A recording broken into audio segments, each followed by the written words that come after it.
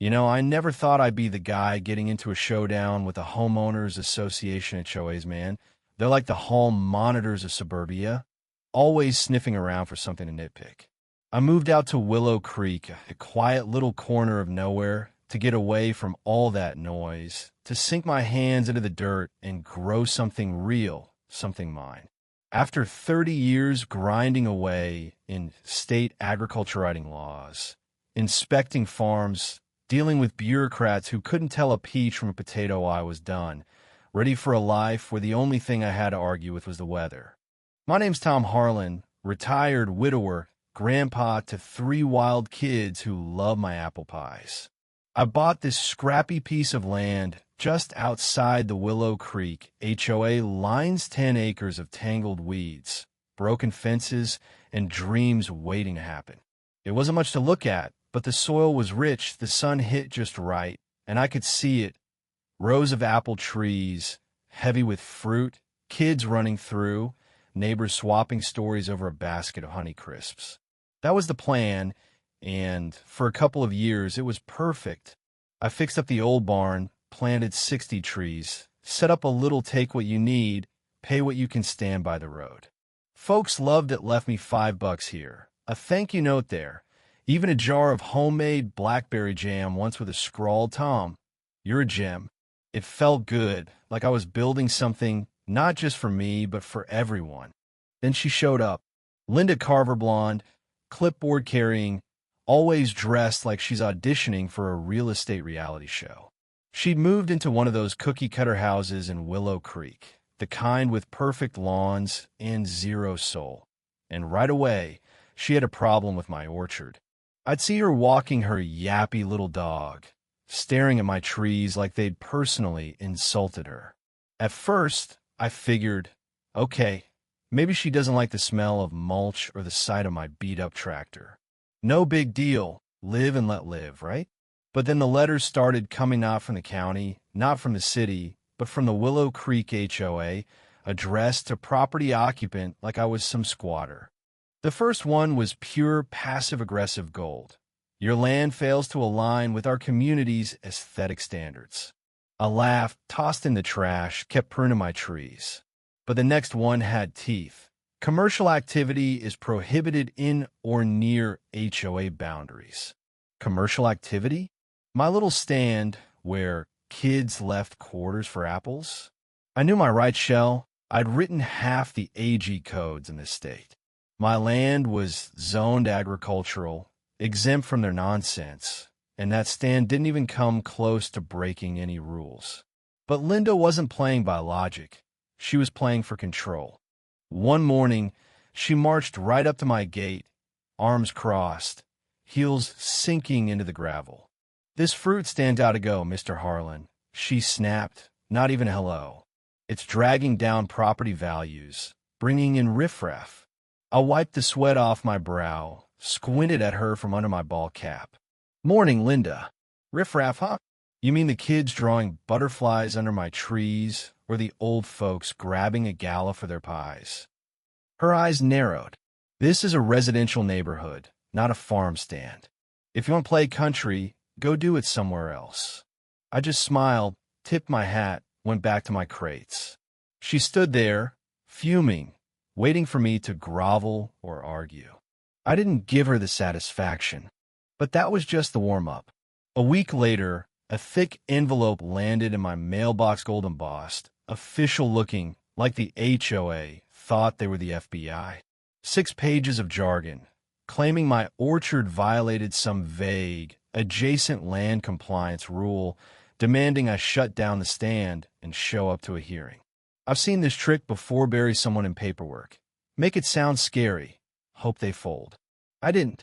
I sat on my porch with a coffee, pulled out my old zoning maps, double-checked my parcel status. Not a single inch of my land was under their thumb. I fired back a letter, dry as toast, citing statutes I'd helped write, warning them to back off or I'd call it harassment. For a few days, it was quiet too quiet. Then the flyers started. Slipped under my gate, stuffed in neighbors' mailboxes, bold red ink screaming, "Tom Harlan's orchard is a danger to our community." and strangers at a stand say for our kids? I felt my gut twist. These weren't just lies. They were personal. The same neighbors who'd smiled at me, who'd brought their grandkids to pick apples, started avoiding my eyes. Ruth, a sweet lady who made killer cobblers, hurried past without her usual wave. The church group down the road canceled their bake sale near my trees. No explanation. And then the cameras showed up little motion sensor ones, zip-tied to the HOA's trail fence, pointed right at my orchard. When I asked about them, they said, wildlife tracking. Sure, and I'm Johnny Appleseed. I started keeping a file every letter, every flyer, every photo of those cameras. I wasn't mad. Not yet, but I could feel the storm brewing. Linda wasn't just after my apples. She wanted me gone, erased, like my orchard was a stain on her perfect little world. And then came the day that changed everything. It was a crisp October morning. Kids from elementary school were due for a field trip, nothing big, just a walk through the rows, a chat about bees, a bag of apples to take home. I was stacking crates when a school bus pulled up, kids buzzing, faces pressed to the windows. Right behind it, 2 cop cars rolled in, lights flashing, painting my trees red and blue. Linda was there by the fence, phone in hand, smirking like she'd just won the lottery. The officer stepped out, hand near his belt, all business. Mr. Harlan, we've got a report of unauthorized commercial activity involving minors. Mind if we talk? I looked at the kids, still on the bus, at the apples waiting for them, at the orchard I'd pour my heart into. And I met his eyes, calm as could be. Sure, officer, but you might want to run my name first. He raised an eyebrow, pulled out a notepad. Name? Tom Harlan, I said, steady. His partner tapped away on a tablet, and I saw the moment his eyes widened. Mr. Harlan, the older cop said, quieter now, you were with state AG enforcement, right? Director? I nodded. Retired. 25 years. He rubbed his neck, glanced at Linda, who was still hovering like a vulture. Let's step over here, he said, away from the bus, away from her. By the barn, he leveled with me. We got a call about an unlicensed event, kids exposed to contaminated soil. Sounds like a stretch, but we had to check. I couldn't help I laughed. Contaminated soil? They're picking apples, not digging in a landfill. He cracked a half smile. Yeah, figured. I took your soil safety class back in '09.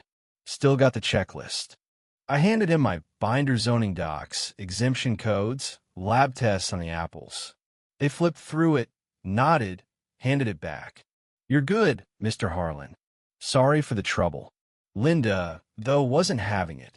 She stormed over, voice shrill, dog yipping at her heels. You're just letting him go? There are kids here. This is a hazard. The officer cut her off, tired. Ma'am, his land's not under your HOA. He's within his rights. Then he turned to me, half grinning. She doesn't know who you are, does she? You wrote the damn book on this stuff. Linda froze, her face red as a Macintosh.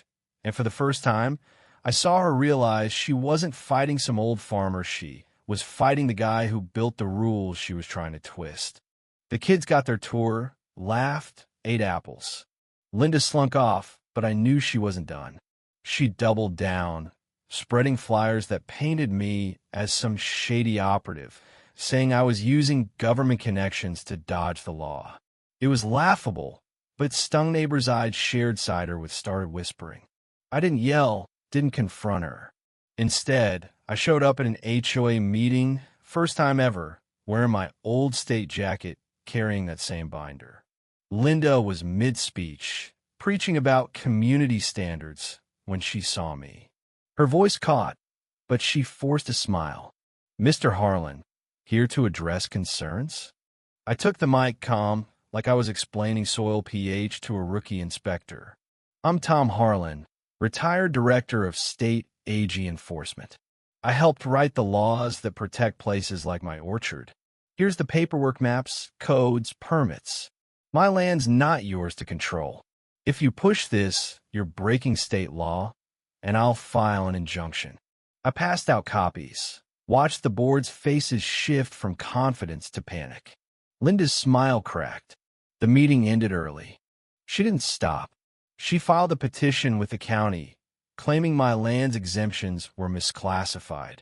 I sent my docs to the state AG committee, got a letter back confirming everything was airtight. Then I filed a Freedom of Information request with the HOA. Turns out, Linda had emailed the board president saying he's bluffing, no one will check the codes. She'd even mocked up a flyer suggesting my soil was toxic. I sent it all to a reporter friend, and her article, Orchard versus Overreach, went viral. Linda was voted out 6-1. But the real win wasn't her defeat. It was what came next. I turned my orchard into a community trust open for school trips, veteran picnics, anyone who wanted to learn or just sit under a tree. We held a cider day. Families came, musicians played, kids ran wild. It wasn't about me anymore. It was about them. One night, a little girl gave me a drawing, Tom's Peace Orchard. I hung in the barn, right next to an old photo of my wife, Ellen, who'd have loved every second of this. Linda? She moved away, tried to join another HOA, got shut down. Her lawsuit against the board fizzled when her own email surfaced, showing she'd targeted others to a daycare mom, a vet with a therapy shed. The truth caught up like it always does. Standing in my orchard now, watching the leaves fall, I think about how close I came to losing this, not to Linda, but to anger, to letting her drag me into a fight that wasn't mine. I didn't win by shouting. I won by standing still, letting the roots I'd planted literal and let go the talking. So what do you think? Was I right to dig in, or should I have just moved my stand to avoid the drama? Ever dealt with someone like Linda, trying to control what's not theirs? Drop a comment. Share your story. I am all ears, and this orchard's got room for everyone.